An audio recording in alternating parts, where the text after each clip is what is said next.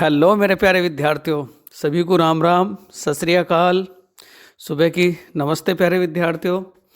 आज फिर दोबारा मैं नीरज आप सबके सामने लाया हूँ एसएससी जीडी के पिछले सालों के SSC CHSL, SSC CGL, SSC MTS के पिछले परीक्षाओं में पूछे गए प्रश्नों का महासंग्राम। तो मेरे प्यारे विद्यार्थियों शुरू करेंगे बहुत ही जल्दी। और मैं आशा करूंगा मेरे प्यारे विद्यार्थियों, अगर ये कंटेंट आप लोगों को पसंद आएगा या वीडियो आप लोगों को अच्छी लगेगी तो आप अपने ज़्यादा से ज़्यादा मित्रों में शेयर करेंगे, सब्सक्राइब भी कराएंगे विद्यार्थी, क्योंकि आप ही इस चैनल की आस हो और मुझे पूरी उम्मीद है आप इस अपने आचार्य सुपर 20 परिवार को बहुत आगे लेकर जाओगे। तो शुरू करेंगे क्वेश्चन नंबर 1 से। देखो क्वेश्चन नंबर 1 क्या कहता है विद्यार्थियों, वित्त आयोग भारत के संविधान के किस अनुच्छेद के तहत गठित है? तो वित्त आयोग भारत के किस अनुच्छेद के तहत गठित है? तो इसका आंसर क्या हो जाएगा? ऑप्शन नंबर है 280। तो चलो कुछ और बातें के बारे में बताऊंगा आप लोगों को। अगर आपसे कहा जाए कि वित्त आयोग का गठन कब हुआ था, तो वित्त आयोग का गठन कब हुआ था? 1 जनवरी सन 2015 में। पहली बात, वित्त आयोग के पहले अध्यक्ष कौन थे? तो क्या कहोगे? केसी नियोगी। दूसरी बात, अगर आपसे कहा जाए बच्चों उच्चतम न्यायालय का गठन कौन से आर्टिकल के तहत होता है? तो कहेंगे 124। अगर उच्चतम न्यायालय के गठन के बारे में बात आई तो क्या कहोगे? 214। 124 और 214। अगर आपसे कहा जाए बच्चों कि जो भारत का मुख्य निर्वाचन आयुक्त है वो कौन से आर्टिकल के तहत है? तो याद रखोगे आर्टिकल 324 से 329। अगर आपसे कहा जाए कि भारत की नागरिकता से संबंधित आर्टिकल कौन सा, तो क्या कहोगे? आर्टिकल 5 से 11। इतनी बातें आप लोग याद रखेंगे।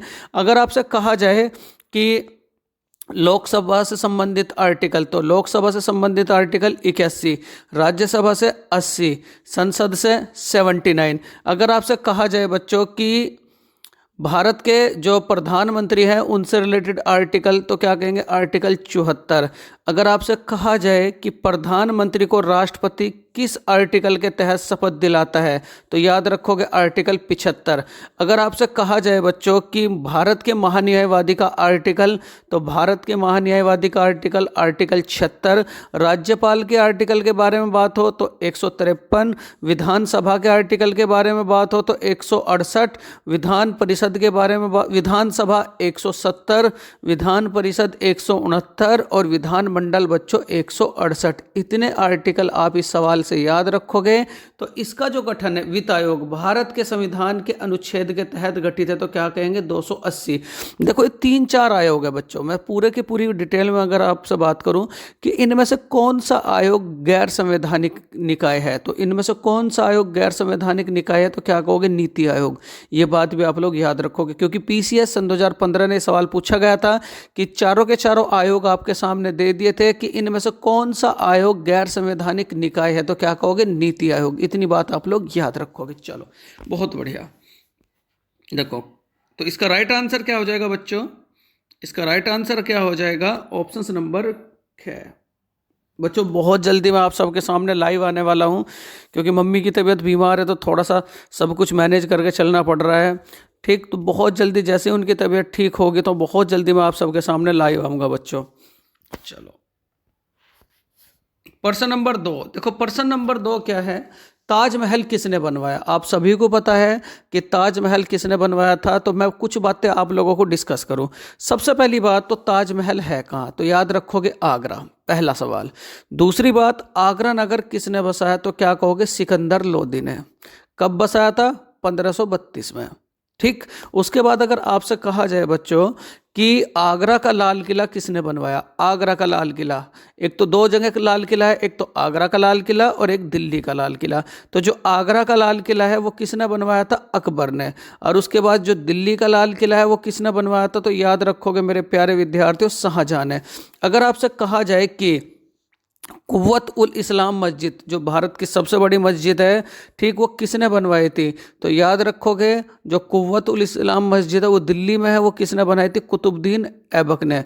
फिर उसके बाद याद रखोगे कुतुबुद्दीन ऐबक की उपाधि क्या थी, तो क्या कहोगे, लाख बख्श। कुतुबुद्दीन ऐबक की मृत्यु कैसे हुई थी, तो याद रखोगे घोड़े से गिर करके। ये सवाल डायरेक्ट पूछ लिया जाता है। सीढ़ियों से गिर करके किसकी मृत्यु हुई थी, तो ये भी याद रखोगे बच्चों। जो सातों के सातों दिन अलग अलग रंग के कपड़े पहनता था, हुमायूं, सीढ़ियों से गिरकर उसकी मृत्यु हो गई थी। अपने खुद के गोले से किसकी मृत्यु हो गई थी, तो याद रखोगे शहरशाह सूरी की। उसके बाद अगर आपसे कहा जाए अलाई दरवाज़ा किसने बनवाया था, तो अलाई दरवाज़ा किसने बनवाया था, तो याद रखोगे अलाउद्दीन खिलजी ने। उसके बाद अगर आपसे कहा जाए कि नहरों का निर्माण, सबसे अधिक नहरों का निर्माण किसने कराया था, तो क्या कहोगे, मोहम्मद बिन तुगलक ने। ठीक है, ये भी बात आप लोग याद रखोगे। रक्त नीति किसने दी थी, तो याद रखोगे बलबन ने। रक्त नीति किसने दी थी, बलबन ने। उसके बाद सिजदा एवं पाबोस प्रथा किसने लगाई थी, तो ये भी याद रखोगे बलबन ने। और अगर आपसे कहा जाए मेरे प्यारे विद्यार्थियों, जजिया कर सबसे पहले किसने लगाया, तो जजिया कर सबसे पहले किसने लगाया था, फिरोज शाह तुगलक ने। फिर उसे हटाया किसने था, जजिया कर को हटाया किसने, तो याद रखोगे अकबर ने। और जजिया कर किस पर लगाया जाता था, तो याद रखोगे ब्राह्मणों पर। देखो 3 सवाल है जजिया कर से। सबसे पहली बात तो जजिया कर लगाया किसने, तो क्या कहोगे, फिरोज शाह तुगलक ने। उसके बाद जजिया कर हटाया किसने, तो याद रखोगे अकबर ने। जजिया कर को पुनः किसने लगाया, तो क्या याद रखोगे, औरंगजेब ने। और औरंगजेब के बारे में थोड़ी सी बातें और मैं बताऊं कि औरंगजेब में सबसे अधिक हिंदू सेनापति थे। अगर आपसे ये सवाल डायरेक्ट पूछ लिया जाए कि सबसे अधिक हिंदू, जो सबसे अधिक हिंदू सैनिक थे वो किसके काल में थे, तो याद रखोगे औरंगजेब के। औरंगजेब की उपाधि क्या थी, जिंदा पीर। सबसे अधिक हिंदू मंदिर किसने तुड़वाए थे, तो याद रखोगे औरंगजेब ने। और औरंगजेब ने ही सिखों के जो हमारे गुरु थे उनकी हत्या कराई थी। कौन से गुरु थे बच्चों, देखो दो गुरु थे, एक तो अर्जुन देव और एक क्या कहोगे, तेग बहादुर। अर्जुन देव की हत्या किसने कराई थी, ये भी याद रखोगे, अर्जुन देव की हत्या कराई थी बच्चों जहांगीर ने। और गुरु तेग बहादुर की हत्या, जो 7वें नंबर के गुरु थे, उनकी हत्या किसने कराई थी, तो याद रखोगे औरंगजेब ने। कुछ बातें और मैं बच्चों आप लोगों से सिख गुरु से रिलेटेड बताऊं। देखो अगर आपसे कहा जाए खालसा पंथ की स्थापना किसने की थी, खालसा पंथ की, तो खालसा पंथ की स्थापना किसने की थी, गुरु गोविंद सिंह ने। ये बात आप लोग याद रखोगे। अगर आपसे कहा जाए कि गुरु गोविंद सिंह के बाद जो सिख धर्म था, सिख धर्म उसका संचालन किसने किया था, तो याद रखोगे बंदा बहादुर। ये कई बार पेपरों में पूछा जा चुका है, बंदा बहादुर। अगर आपसे कहा जाए गुरुमुखी लिपि का प्रयोग किसने किया था, तो याद रखोगे गुरु नानक ने। और अगर आपसे कहा जाए बच्चों कि जो गुरु रामदास अगर आपसे कहा जाए ये जो आपका अमृतसर है, अमृतसर के लिए भूमि किसने दी थी, तो अमृतसर के लिए भूमि किसने दी थी, गुरु रामदास ने। ठीक है, इतनी बातें आप लोग याद रखोगे। चलो बहुत बढ़िया सवाल। तो इसका राइट आंसर क्या हो जाएगा बच्चों, ताजमहल किसने बनाया, तो ताजमहल किसने बनाया था, शाहजहां ने। और अगर आपसे कहा जाए और बातें याद रखो, पिटरा ड्यूरा, एक पिटरा ड्यूरा शैली होती है। पिटरा ड्यूरा जो शैली है उससे संबंधित भारत की इमारत कौन सी, तो याद रखोगे ताजमहल। ताजमहल को यूनेस्को की सूची में कब शामिल किया गया, तो याद रखोगे 1982। ताजमहल जैसी भारत की दूसरी इमारत कौन सी, तो याद रखोगे आप बीबी का मकबरा। और बीबी का मकबरा कहाँ पड़ता है, तो याद रखोगे आप औरंगाबाद में। कहाँ पड़ता है, औरंगाबाद में। इतनी बातें इस सवाल से याद रखोगे। बहुत बढ़िया बच्चों। नेक्स्ट क्वेश्चन नंबर 3 है कि नालंदा विश्वविद्यालय किसके द्वारा स्थापित किया गया था, नालंदा विश्वविद्यालय किसके द्वारा स्थापित किया गया था। तो चलो इसके बारे में कुछ और बातें मैं बताऊं बच्चों। देखो नालंदा विश्वविद्यालय भारत का सबसे पुराने विश्वविद्यालयों में से एक था। अगर आपसे कहा जाए कि भारत का सबसे बड़ा विश्वविद्यालय, तो याद रखोगे नालंदा। कहाँ पड़ता है, बिहार में भी कहाँ पड़ता है, गया में। कौन से धर्म से संबंधित था, बौद्ध धर्म से संबंधित था। अगर आपसे बात करूं मैं बच्चों, इसके स्थापना किसने की थी, तो इसकी स्थापना किसने की थी, तो याद करोगे किसने बच्चों, कुमारगुप्त ने। लेकिन नालंदा विश्वविद्यालय को खत्म किसने कराया था, ये भी लिख लोगे कॉपी में, बख्तियार खिलजी ने। अगर आपसे कहा जाए बच्चों कि सुदर्शन झील का निर्माण किसने कराया था, तो सुदर्शन झील का निर्माण किसने कराया था, स्कंदगुप्त ने। इतनी बातें आप लोग याद रखोगे। उसके बाद अगर आपसे कहा जाए कि भारत का सबसे पुराना विश्वविद्यालय, तो याद रखोगे तक्षशिला विश्वविद्यालय। और ये कहाँ पड़ता है, जम्मू एंड कश्मीर। वर्तमान समय में कहाँ है? पाकिस्तान में। इतनी बातें भी आप विश्वविद्यालयों से याद रखोगे। चलो बहुत बढ़िया। तो इसका राइट आंसर क्या हो जाएगा? इसका राइट आंसर क्या हो जाएगा बच्चों? कुमारगुप्त। देखो, समुद्रगुप्त के बारे में बात करूं तो समुद्रगुप्त को क्या कहा जाता था? भारत का नेपोलियन। पहली बात, समुद्रगुप्त से रिलेटेड याद रखो, लिखो जरा कॉपी में, समुद्रगुप्त को क्या कहा जाता था? भारत का नेपोलियन। दूसरी बात लिखो इसी से रिलेटेड जो पेपरों में पूछी जाती है कि वीणा बजाते हुए सिक्के किसने चलाए थे? तो याद रखोगे समुद्रगुप्त ने। फिर उसके बाद चंद्रगुप्त। जो था, चंद्रगुप्त के काल में कौन आया था? तो याद रखोगे फय्यान। चंद्रगुप्त के काल में कौन आया था? फय्यान। फिर उसके बाद कुमारगुप्त। कुमारगुप्त ने क्या कराया था? नालंदा विश्वविद्यालय का निर्माण कराया था। और हर्षवर्धन के काल में कौन आया था बच्चों? हेनसांग। और चीनी यात्री इति सिंह। एक तो हेनसांग और चीनी यात्री इति सिंह, ये किसके काल में आए थे? तो याद रखोगे हेनसांग के काल में। बहुत बढ़िया बच्चों। देखो, जितने भी एक्स्ट्रा फैक्ट हैं ये आप लिखते हुए चलो, क्योंकि आपके एग्जाम में बहुत ही ज़्यादा इंपॉर्टेंट साबित होंगे। ब्लीचिंग पाउडर को पीने के पानी में किस तरह इस्तेमाल किया जाता है? तो ब्लीचिंग पाउडर को पीने के पानी में किस तरह इस्तेमाल किया जाता है? तो इसका ऑप्शन फर्स्ट है स्कंदकारी, दूसरा है निस्संक्रामक, तीसरा है एंटी स्पेटिक, चौथा है जीवाणुनाशक। तो इसे किस तरीके से प्रयोग किया जाता है बच्चों? निस्संक्रामक। तो इसका राइट आंसर क्या हो जाएगा? Option number B. बहुत बढ़िया बच्चों, इसका राइट आंसर क्या हो जाएगा? Option number B. चलो, और एक सवाल और लिखो जरा ब्लीचिंग पाउडर से रिलेटेड। ब्लीचिंग पाउडर का सूत्र क्या है? तो क्या याद रखोगे? CaOCl2। CaOCl2।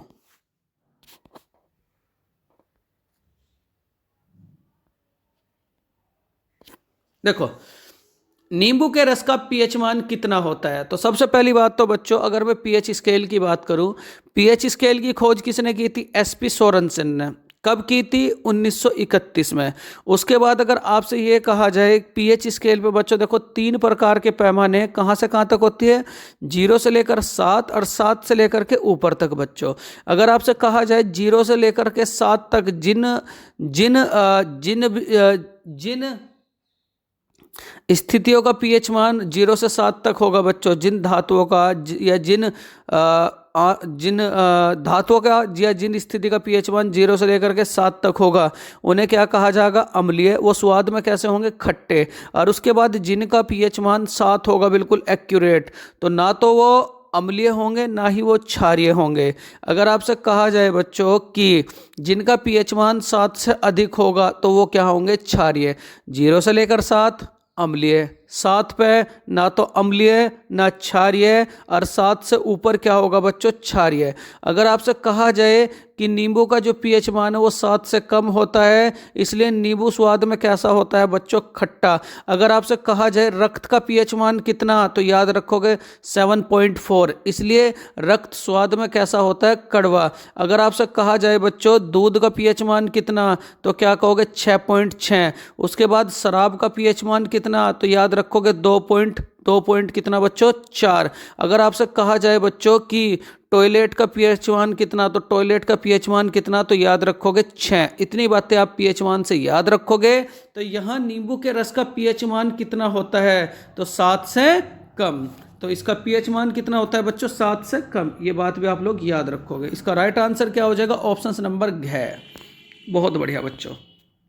देखो, नेक्स्ट क्वेश्चन है आप सबके लिए, वॉशिंग सोडा को किस रूप में इस्तेमाल किया जाता है? तो वॉशिंग सोडा को इस रूप में भी जाना जाता है। तो किस रूप में जाना जाता है? तो क्या कहेंगे आप लोग? Sodium carbonate. कौन से रूप में? Sodium carbonate. और अगर आपसे कहा जाए, देखो ये तो है आपका वॉशिंग सोडा जिससे कपड़े धोए जाते हैं, तो उसे क्या कहा जाता है? Sodium carbonate. अगर आपसे कहा जाए कि खाने में जो सोडा प्रयोग किया जाता है उसे क्या कहा जाता है, तो क्या कहोगे? Sodium bicarbonate. ठीक है, अगला सवाल वही है, तो इसका राइट आंसर क्या हो जाएगा? Option number C. Washing soda को इस रूप में भी जाना जाता है, किस रूप में? सोडियम कार्बोनेट बच्चों। चलो बहुत बढ़िया। अगला सवाल है आप सबके लिए बहुत ही ज्यादा महत्वपूर्ण है। बेकिंग सोडा इस रूप में भी जाना जाता है, तो क्या कहेंगे? कौन से रूप में बच्चों? Sodium bicarbonate.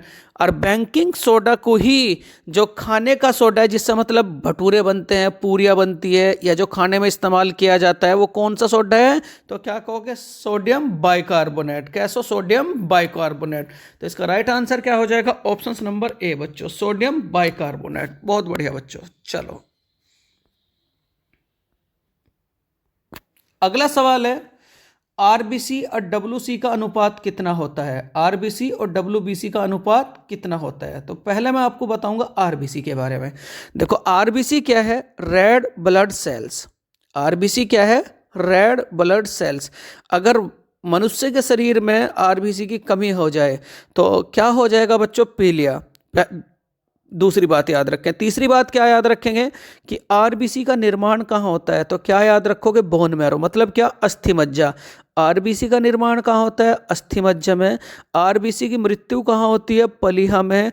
आरबीसी का जीवन काल कितना है बच्चों? 120 दिन। इतनी बात आप लोग आरबीसी से याद रखोगे। और आरबीसी का जो लाल रंग है वो किसके कारण होता है? तो क्या कहेंगे मेरे प्यारे विद्यार्थियों?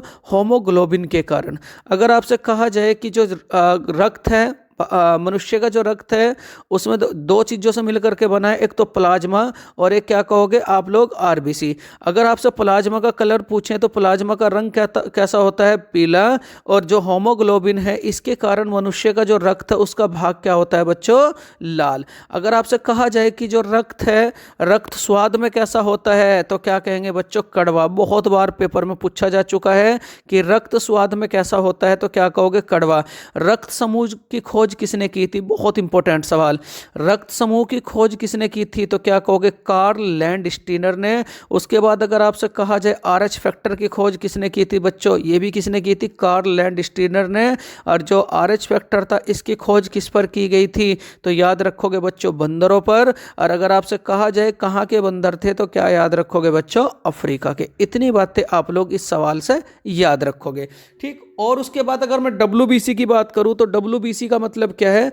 इसका भी निर्माण कहाँ होता है बच्चों? अस्थि मज्जा में। लेकिन इसकी मृत्यु कहाँ हो जाती है? खून में। अगर डब्ल्यूबीसी की कमी हो जाए तो क्या हो जाएगा बच्चों? प्लेटलेट्स की कमी आ जाती है। इतनी बात आप लोग डब्ल्यूबीसी से याद रखेंगे। इसका जीवन काल कितना होता है? तो क्या कहोगे? 3 से 4 दिन। कितना? 3 से 4 दिन। तो आरबीसी और डब्ल्यूबीसी का अनुपात कितना होता है? तो याद रखोगे 600 अनुपात 1। कितना बच्चों? 600 अनुपात 1। तो इसका राइट आंसर क्या हो जाएगा? ऑप्शन नंबर है 600 अनुपात 1 बच्चों। चलो अगला सवाल, भारत की सिलिकॉन घाटी किस शहर में स्थित है? अब देखो चलो मैं घाटियों के बारे में बात करूं। विश्व की सिलिकॉन की घाटी कहाँ है? विश्व की सिलिकॉन घाटी तो याद रखोगे कहाँ बच्चों? कैलिफोर्निया। कहाँ? अमेरिका के कैलिफोर्निया। अगर आपसे कहा जाए कि भारत की सिलिकॉन वैली कहाँ पड़ती है तो कर्नाटक राज्य के बेंगलोर शहर में है। अगर आपसे कहा जाए बच्चों भारत की फ्लावर वैली कहाँ पड़ती है? उत्तराखंड चमोली। और भारत की साइलेंट वैली, मोस्ट इंपोर्टेंट सवाल है, भारत की साइलेंट वैली कहाँ पड़ती है? तो केरल में बच्चों। कहाँ पड़ती है? केरल में। और कौन सी पहाड़ियों में पड़ती है? नीलगिरी की पहाड़ियों में। अगर आपसे कहा जाए बच्चों, देखो भारत की सिलिकॉन घाटी किस शहर में स्थित है? तो याद रखोगे बेंगलुरु। अब कुछ बातें मैं आप लोगों को बेंगलुरु से संबंधित बताऊंगा। देखो बेंगलोर में किसका हेडक्वार्टर है? तो क्या कहोगे? इसरो का। किसका हेडक्वार्टर है? इसरो का। कॉपी में जरूर लिखें क्योंकि जितनी बार कॉपी में लिखेंगे उतनी ही बार आप लोगों का रिवीजन होगा। तो बेंगलुरु में किसका हेडक्वार्टर है? तो याद रखोगे इसरो का। इसरो की स्थापना कब हुई थी? तो बताओ जरा। 1969 में। कब स्थापना हुई थी? 1969 में। इसरो के पहले अध्यक्ष कौन थे? तो क्या कहोगे? विक्रम साराभाई। विक्रम साराभाई को क्या कहा जाता है? अंतरिक्ष मैन। क्या कहा जाता है? अंतरिक्ष मैन। अगर रॉकेट मैन के बारे में बात करूं, देखो अंतरिक्ष मैन तो कौन है? विक्रम साराभाई। रॉकेट मैन कौन है? बताओ जरा। के सिवान।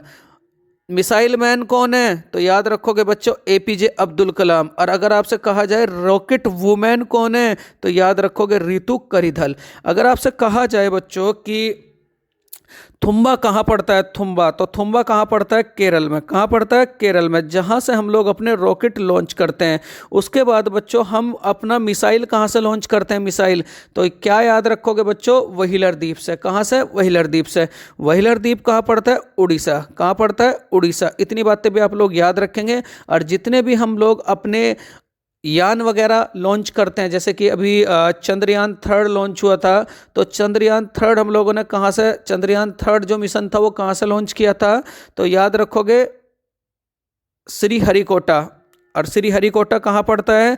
आंध्र प्रदेश। और आंध्र प्रदेश में जो श्री सतीश धवन अंतरिक्ष केंद्र है, पूरा नाम बच्चों उसका सतीश धवन अंतरिक्ष केंद्र है, तो सतीश धवन अंतरिक्ष केंद्र कहाँ पड़ता है? तो क्या याद रखोगे? आंध्र प्रदेश के श्रीहरिकोटा में।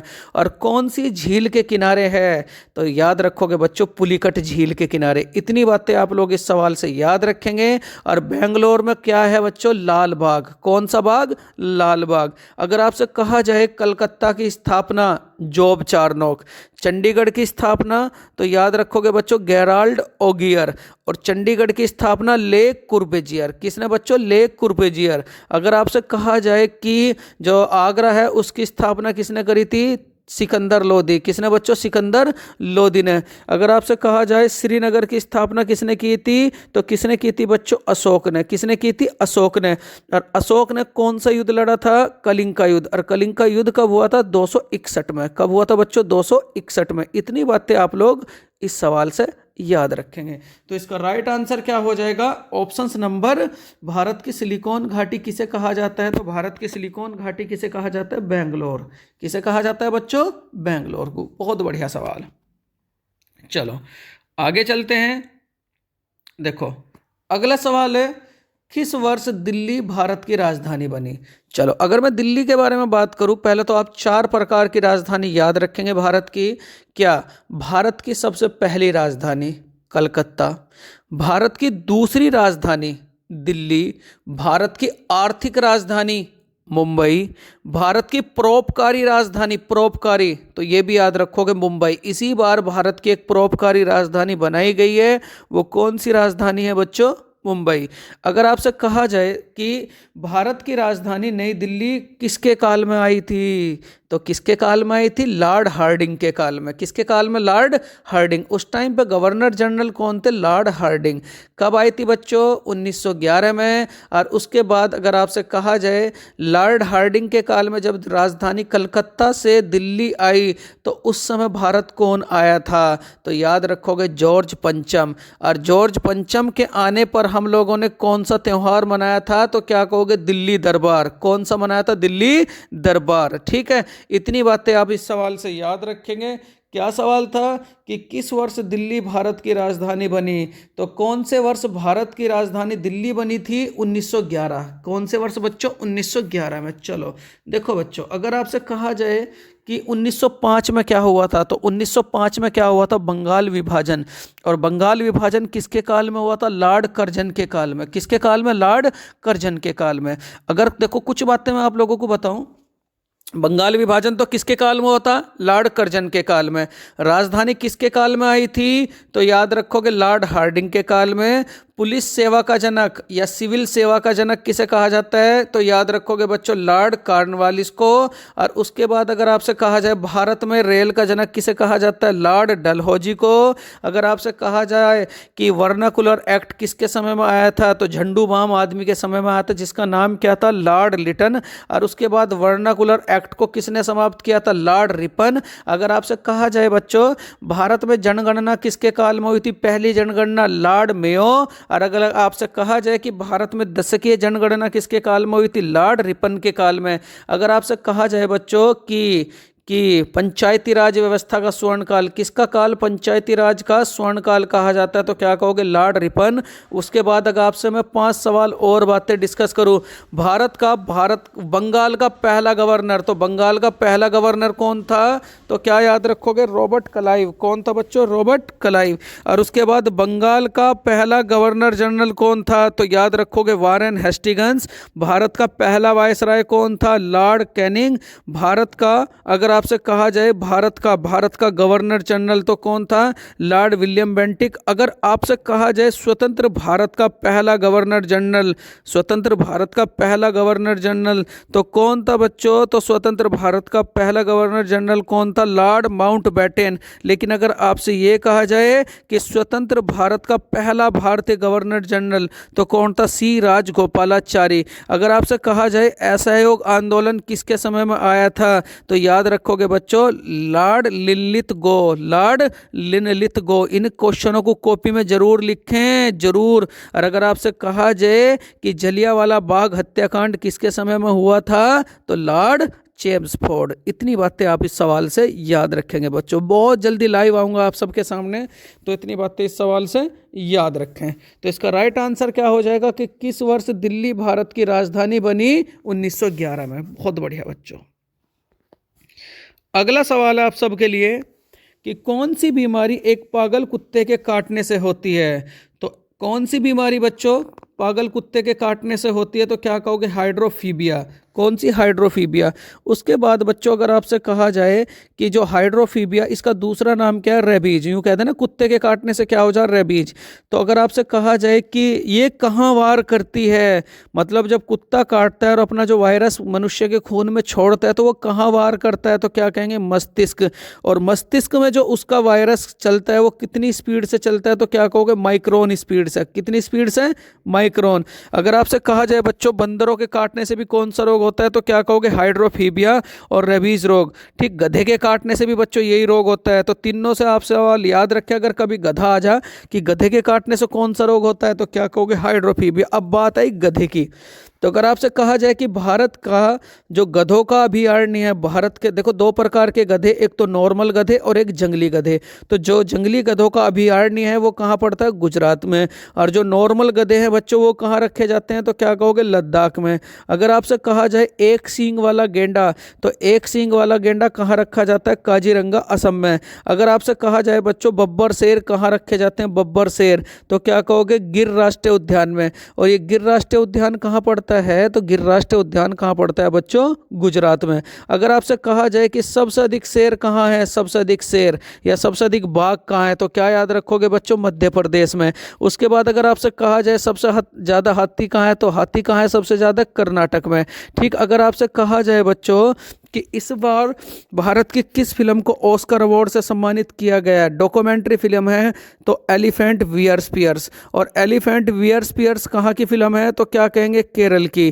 ठीक, अगर आपसे कहा जाए बच्चों कि भारत के किस गाने को इस बार ऑस्कर के लिए सम्मानित किया गया था तो याद रखोगे? नाटू नाटू। कौन सा गाना था? नाटू नाटू। कौन सी फिल्म का था? Triple R. कौन सी फिल्म का? Triple R.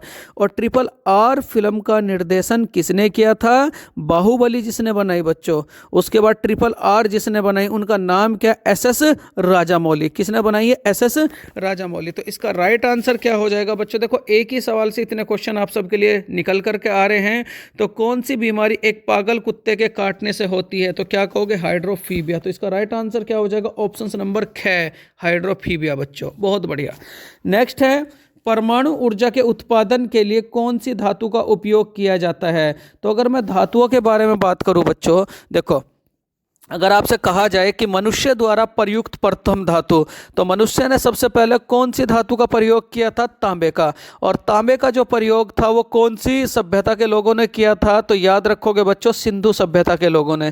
कांच का उपयोग कौन सी सभ्यता के लोगों ने किया था? तो क्या कहोगे? मेसोपोटामिया की सभ्यता ने। और अगर आपसे कहा जाए लोहे का उपयोग कौन सी सभ्यता के लोगों ने किया था तो क्या कहोगे? वैदिक सभ्यता के लोगों ने, वैदिक सभ्यता के लोगों ने। ठीक, चलो कुछ बातें अगर आपसे मैं कहूँ, जो लोहा है वो कहाँ पाया जाता है तो क्या कहोगे? उड़ीसा और झारखंड के क्षेत्र में। और भारत में सबसे अधिक हीरा कहाँ पाया जाता है? हीरा तो क्या कहोगे? मध्य प्रदेश। अगर आपसे कहा जाए सोना कहाँ पाया जाता है तो क्या याद रखोगे? कर्नाटक। अगर आपसे कहा जाए बच्चों कि भारत में थोरियम के भी, देखो थोरियम के 2 जगह भंडार मिले हैं। वैसे तो भारत में सबसे अधिक थोरियम कहाँ पाया जाता था तो क्या कहोगे? केरल के तटों पर। लेकिन इसका दूसरा भंडार कहाँ मिला है तो याद रखोगे? जम्मू एंड कश्मीर, जो भी हाल फिलहाल में मिला है बच्चों। थोरियम थोरियम में जो अयस्क पाया जाता है उसका नाम क्या है? मोनोजाइट। इतनी बातें भी आप इस सवाल से याद रखेंगे। और देखो बात आई परमाणु ऊर्जा से, तो परमाणु ऊर्जा के जो अध्यक्ष है वो कौन है? ए.के. मोहंती। परमाणु ऊर्जा के जो अध्यक्ष है वो कौन है? ए.के. मोहंती। अगर आपसे कहा जाए बच्चों परमाणु ऊर्जा संयंत्र भारत में कितने हैं, तो क्या याद रखोगे? 7। 7 कौन कौन से? एक तो तारापुर महाराष्ट्र, कलपक्कम कहाँ पड़ेगा बच्चों? तमिलनाडु, कूडनकुलम कहाँ पड़ेगा? तमिलनाडु, कैगा कहाँ पड़ेगा? गुजरात में। और उसके बाद अगर आपसे कहा जाए नरोरा कहाँ पड़ेगा, तो याद रखोगे बच्चों नरोरा कहाँ पड़ेगा? उत्तर प्रदेश। उत्तर प्रदेश में भी कहाँ? बुलंदशहर में। जैतापुर भी कहाँ पड़ेगा? महाराष्ट्र में। इतनी बातें आप इस सवाल से याद रखेंगे। बहुत बढ़िया सवाल था। तो परमाणु ऊर्जा के उत्पादन के लिए कौन सी धातु का उपयोग किया जाता है? तो परमाणु ऊर्जा के उत्पादन के लिए कौन सी धातु का उपयोग किया जाता है? तो याद रखोगे बच्चों यूरेनियम। तो इसका राइट आंसर क्या हो जाएगा? ऑप्शन नंबर ख, यूरेनियम बच्चों। चलो बहुत बढ़िया। देखो अगला सवाल है, लोकसभा अध्यक्ष किसके द्वारा चुने जाते हैं? लोकसभा अध्यक्ष किसके द्वारा चुने जाते हैं? पहली बात तो अगर आपसे मैं कहूं, देखो संसद संसद संसद के 3 अंग हैं। संसद के कितने अंग हैं? कॉपी में जरूर लिखे हैं। संसद के कितने अंग हैं, तो क्या कहोगे? 3। 3 अंग कौन कौन से हैं? एक तो लोकसभा, एक राज्यसभा और दूसरा क्या कहोगे? राष्ट्रपति। संसद के आर्टिकल के बारे में बात करूं तो संसद का आर्टिकल क्या है? 79। लोकसभा का आर्टिकल क्या है, तो याद रखोगे 81। राज्यसभा का आर्टिकल क्या है, तो याद रखोगे 80। और राष्ट्रपति का आर्टिकल क्या है, तो याद रखोगे बच्चों 52। ठीक है, इतनी बातें तो आप लोग याद रख ही लोगे। अब कुछ बातें अगर मैं लोकसभा के बारे में बात करूं, देखो अगर लोकसभा के बारे में बात करूं तो लोकसभा जो है कैसा सदन है? निचला सदन। लोकसभा का सदस्य बनने के लिए आयु कितनी होनी चाहिए? 25 साल। लोकसभा के सदस्य का कार्यकाल कितना होता है? 5 साल। और इस बार कौन से नंबर की लोकसभा थी, तो याद रखोगे 17वें नंबर की लोकसभा। अगर आपसे कहा जाए बच्चों लोकसभा के अध्यक्ष जो है वो किसके द्वारा चुने जाते हैं, तो लोकसभा के सदस्यों द्वारा। इतनी बात भी आप लोग याद रखोगे। अगर आपसे कहा जाए कि सबसे पहले बजट कहाँ पेश किया जाता है, तो क्या याद रखोगे बच्चों? लोकसभा। देखो इतनी बातें कॉपी में जरूर साथ साथ लिख करके चलें। ठीक, तो इसका राइट आंसर क्या हो जाएगा कि लोकसभा अध्यक्ष, जो लोकसभा अध्यक्ष है वो किसके द्वारा चुने जाते हैं, तो क्या कहोगे? लोकसभा के सदस्यों द्वारा। और एक बात और याद रखेंगे कि वो कौन सा सदस्य जिसका शपथ ग्रहण समारोह नहीं होता, तो क्या याद रखोगे बच्चों? लोकसभा का सदस्य का कोई शपथ ग्रहण समारोह नहीं होता। अगर आपसे कहा जाए कि इसका सदस्य बनने के लिए आयु कितनी होनी चाहिए? 25 साल, वो तो मैं आप लोगों को बता ही दिया। उसके बाद अगर आपसे कहा जाए बच्चों लोकसभा के पहले अध्यक्ष, तो क्या कहोगे? जीवी मालवांकर। लोकसभा के पहले अध्यक्ष कौन थे, तो क्या कहोगे? जीवी मालवांकर। और लोकसभा के वर्तमान अध्यक्ष कौन है, तो याद रखोगे ओम बिड़ला। कौन है बच्चों? ओम बिड़ला। इतनी बात भी आप लोग लोकसभा से याद रखोगे। बहुत बढ़िया। देखो एक्स्ट्रा फैक्ट आप लोगों को, क्वेश्चन तो एक है और देखो कितने आंसर उसमें निकलते हैं। चलो आगे चलते हैं। क्वेश्चन नंबर 14 है, किस ग्रह को पृथ्वी की जुड़वा बहन के रूप में जाना जाता है? तो मैं इसके बारे में अगर आपसे कहूं बच्चों, जो ग्रह है, ग्रहों की खोज किसने करी थी? ग्रहों की गति का नियम किसने दिया था? पहली बात लिखें कोपरनिकस ने। ग्रहों के गति का नियम किसने दिया था, तो याद रखोगे बच्चों कोपरनिकस ने। ग्रह कितने थे? पहले ग्रह कितने थे? सन 2009 से पहले, सन 2009, हाँ सन 2009 से पहले ग्रह कितने, तो याद रखोगे 9। और उसके बाद कौन सा ग्रह हटा है, तो प्लूटो हटा है। और अब वर्तमान में ग्रहों की संख्या कितनी है, तो क्या याद रखोगे बच्चों? 8। बार बार लिखें क्योंकि जितनी बार भी आप कॉपी में लिखेंगे उतनी बार माइंड में सेट हो जाएंगे। भारत में जो ग्रहों की संख्या, पूरे वर्ल्ड में जो ग्रहों की संख्या वो कितनी है? 8। अगर मैं 8 के बारे में बात करूं तो कौन कौन से? बुध, शुक्र, पृथ्वी, मंगल, बृहस्पति, शनि, अरुण और क्या कहोगे? वरुण। अगर आपसे कहा जाए बच्चों भारत के आंतरिक ग्रह कौन कौन से, तो बुध, शुक्र, पृथ्वी, मंगल, ये तो भारत के आपके आंतरिक ग्रह हैं। भारत के बाह्य ग्रह कौन कौन से? बृहस्पति, शनि, अरुण और क्या कहोगे? वरुण। अगर आपसे कहा जाए कि भारत का सबसे ठंडा ग्रह कौन सा, तो याद रखोगे बच्चों भारत का सबसे ठंडा ग्रह कौन सा, तो याद रखोगे आप लोग, याद रखोगे बच्चों शुक्र। अगर आपसे कहा जाए भारत का सबसे छोटा ग्रह कौन सा, तो याद रखोगे बुध। अगर आपसे कहा जाए कि सूर्य के सबसे नजदीक कौन सा, तो याद रखोगे बच्चों बुध। अगर आपसे कहा जाए कि वो ग्रह कौन सा जिस पर सबसे अधिक तापांतर होता है, सबसे अधिक तापांतर होता है, तो सबसे अधिक तापांतर कौन से ग्रह पर होता है, तो याद रखोगे मेरे प्यारे विद्यार्थियों बुध पे। अगर आपसे कहा जाए बच्चों कि मंगल के अगर बारे में बात करूं, मंगल का लाल रंग किसके कारण होता है? पहली बात तो मंगल ग्रह को किस नाम से जाना जाता है? तो मंगल ग्रह को मार्स नाम से जाना जाता है। मंगल ग्रह का लाल रंग किसके कारण है? तो क्या याद रखोगे? आयरन ऑक्साइड के कारण। उसके बाद अगर आपसे कहा जाए बच्चों कि मंगल के दो उपग्रह कौन कौन से, एक तो फोबोस कहोगे और एक क्या कहोगे? डिमोस कहोगे। अगर आपसे कहा जाए कि मंगल पर एक पर्वत है जिसका नाम क्या है, तो क्या कहोगे? निक्स ओलंपिया पर्वत है, जो माउंट एवरेस्ट से बच्चों 3 गुना ऊंचा है। अगर अब बात करूं माउंट एवरेस्ट की बात है, ये सारे क्वेश्चन लिखते हुए चले। माउंट एवरेस्ट किन दो देशों के बीच में पड़ता है? तो क्या याद रखो? नेपाल और तिब्बत के बीच में बच्चों। या अगर आपसे कहा जाए नेपाल में माउंट एवरेस्ट को क्या कहा जाता है, तो क्या याद रखोगे बच्चों? सागर माथा। क्या कहा जाता है? सागर माथा। उसके बारे में बात करूं कि नेपाल की ऊंचाई कितनी, तो क्या याद रखोगे बच्चों? 88 मीटर। अगर आपसे कहा जाए नेपाल पर सबसे अधिक कौन गए हैं, तो क्या कहोगे? अप्पा शेरपा। कौन गए बच्चों? अप्पा शेरपा। नेपाल पर जाने वाले भारत के पहले व्यक्ति कौन है, तो क्या कहोगे? बिछेंद्री पाल। अगर आईएएस के बारे में बात करूं तो माउंट एवरेस्ट पर जो पहले आईएएस है उनका नाम क्या था, तो क्या याद रखोगे? संतोष यादव बच्चों। इतनी बातें आप लोग याद रखेंगे। बहुत बढ़िया सवाल बन करके आया कि किस ग्रह को पृथ्वी की जुड़वा बहन के रूप में जाना जाता है, तो क्या कहेंगे बच्चों? शुक्र ग्रह।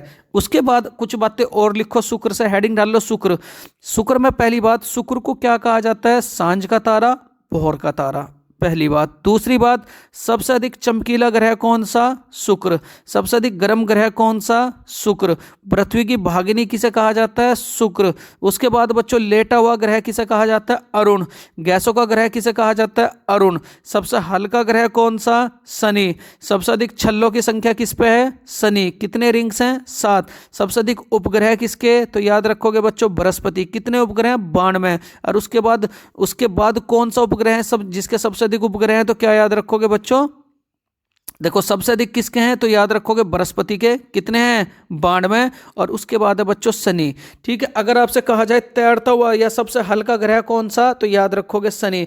अगर आपसे कहा जाए बच्चों कि सबसे भारी उपग्रह कौन सा, सबसे भारी, तो सबसे भारी उपग्रह कौन सा? बृहस्पति। और बृहस्पति के उपग्रह का क्या नाम है? सबसे भारी ग्रह कौन सा, तो याद रखोगे बृहस्पति। और अगर आपसे कहा जाए बृहस्पति के उपग्रह का नाम क्या है, तो याद रखोगे बच्चों ज्ञानीमेढ़। इतनी बातें आप इस सवाल से याद रखेंगे। जितनी बातें मैं मुझबानी बता रहा हूं आप सबको बच्चों, इन्हें कॉपी में जरूर लिखें, क्योंकि इनसे आपका रिवीजन बहुत अच्छे से हो जाता है।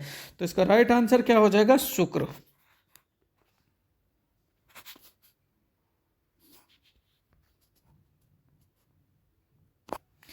अगला सवाल है, कौन सा अनुच्छेद जम्मू और कश्मीर की विशेष स्थिति से संबंधित है? तो देखो बच्चों, अगर अनुच्छेद के बारे में बात करूं तो अनुच्छेद है 370। कौन सा है? 370। और अगर मैं धारा की बात करूं तो धारा क्या कहोगे? 35A। कौन सी बच्चों? 35A। अगर आपसे बात करें बच्चों जम्मू एंड कश्मीर की बात आई है, तो जम्मू एंड कश्मीर में कौन कौन से दर्रे पड़ते हैं? चलो, जम्मू एंड कश्मीर में कौन कौन से दर्रे पड़ते हैं? तो जम्मू एंड कश्मीर में बच्चों पीर पंजाल पड़ेगा, बनिहाल पड़ेगा, काराकोरम पड़ेगा, बुर्जिल पड़ेगा, और क्या? जोजिला। कौन कौन से बच्चों? एक बार मैं रिपीट करूं, जम्मू कश्मीर के दर्रे कौन कौन से? एक तो काराकोरम, एक जोजिला, एक बुर्जुल, एक बनिहाल, और एक क्या कहोगे बच्चों? काराकोरम तो हो ही गया, कोई दिक्कत वाली बात नहीं। 5 प्रकार के दर्रे यहाँ पड़ते हैं बच्चों।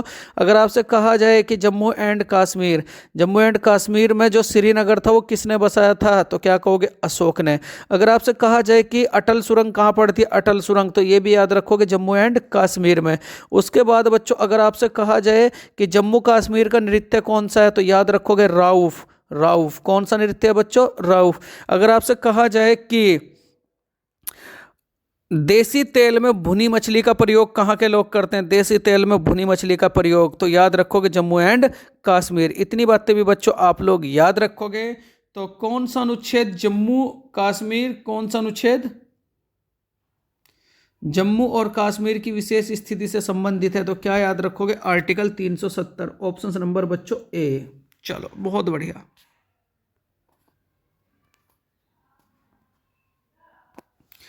अगला सवाल है, कौन सी ग्रंथि एक्सोक्राइन और अंतःस्रावी ग्रंथि है? देखो, अगर मैं बात करूं बच्चों पीयूष ग्रंथि की, तो पीयूष ग्रंथि कहां पाई जाती है? मस्तिष्क में। थायराइड ग्रंथि कहां पाई जाती है? तो गले में बच्चों। अग्नाशय कहाँ पाया जाता है तो क्या याद रखोगे, पेट में। अगर आपसे कहा जाए कि पित्तरस, जो पित्त बना है ना, पित्तरस कहाँ बनता है तो याद रखोगे बच्चों अग्नाशय में। अगर आपसे कहा जाए छोटी आंत, देखो छोटी आंत से संबंधित सवाल क्या होगा कि जो भोजन है वो सबसे अधिक कहाँ ठहरता है तो याद रखोगे छोटी आंत में।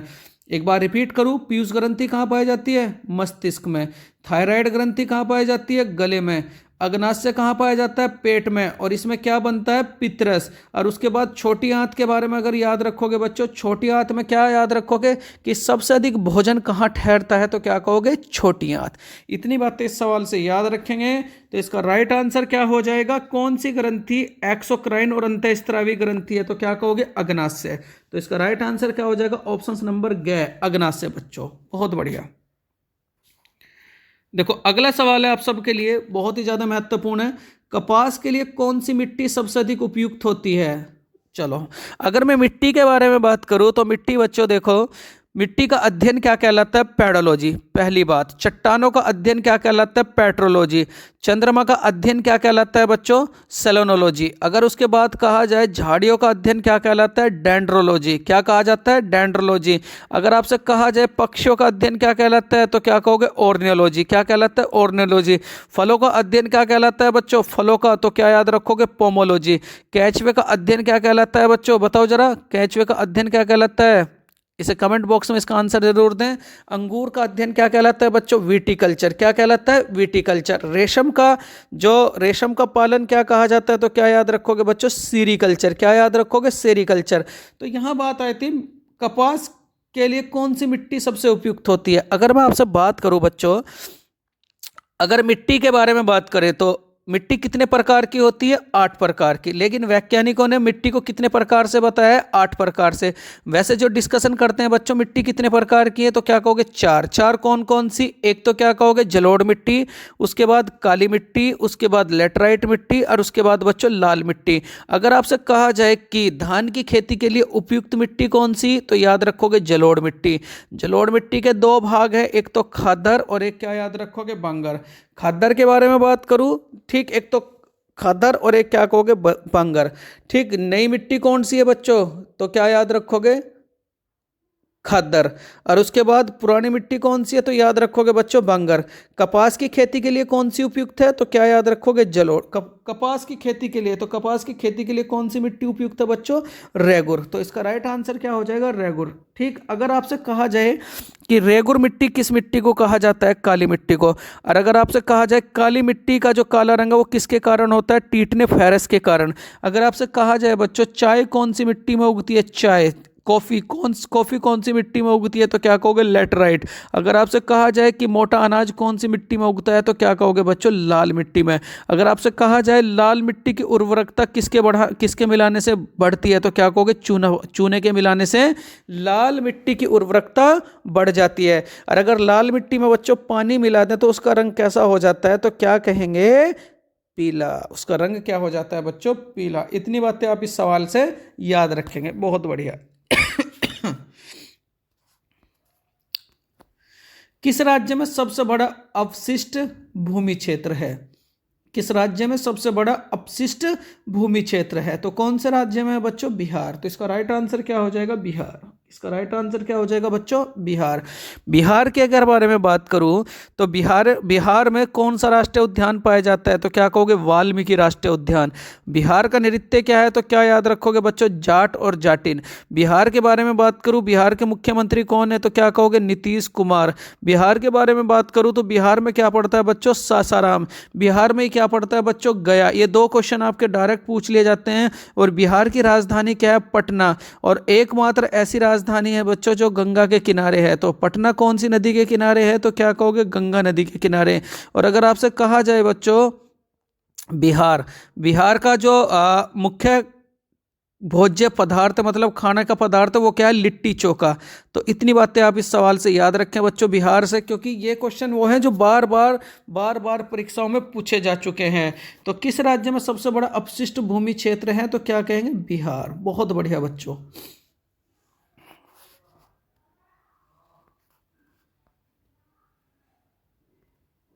अगला सवाल है, मूत्र का रंग पीला किस द्रव की उपस्थिति के कारण होता है? तो मूत्र का रंग पीला किस द्रव की उपस्थिति के कारण होता है बच्चों? यूरोक्रोम।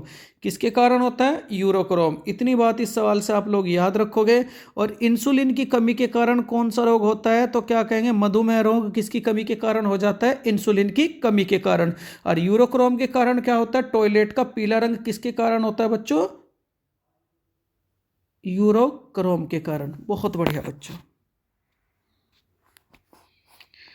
आज का आखिरी सवाल है, दुनिया की सबसे बड़ी ताजे पानी की झील कौन सी है?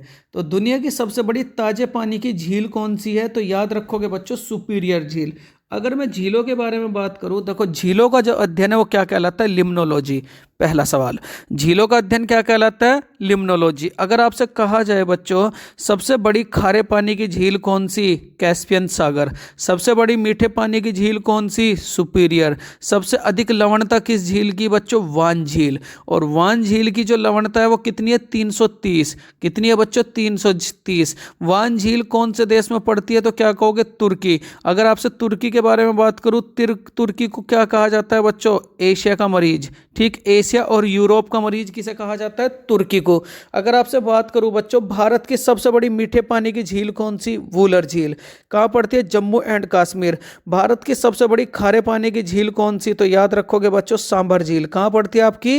राजस्थान में। अगर आपसे बात करूं बच्चों कि भारत की सबसे ऊंचाई पर स्थित, विश्व की सबसे ऊंचाई पर स्थित झील कौन सी? तो कौन सी है बच्चों? टिटिकाका। कौन सी है? टिटिकाका। ठीक, इतनी बातें आप इस झीलों के सवाल से याद रखेंगे। क्या सवाल बना बच्चों कि दुनिया की सबसे बड़ी ताजे पानी की झील कौन सी है? तो याद रखोगे सुपीरियर झील। ठीक, बहुत बढ़िया बच्चों।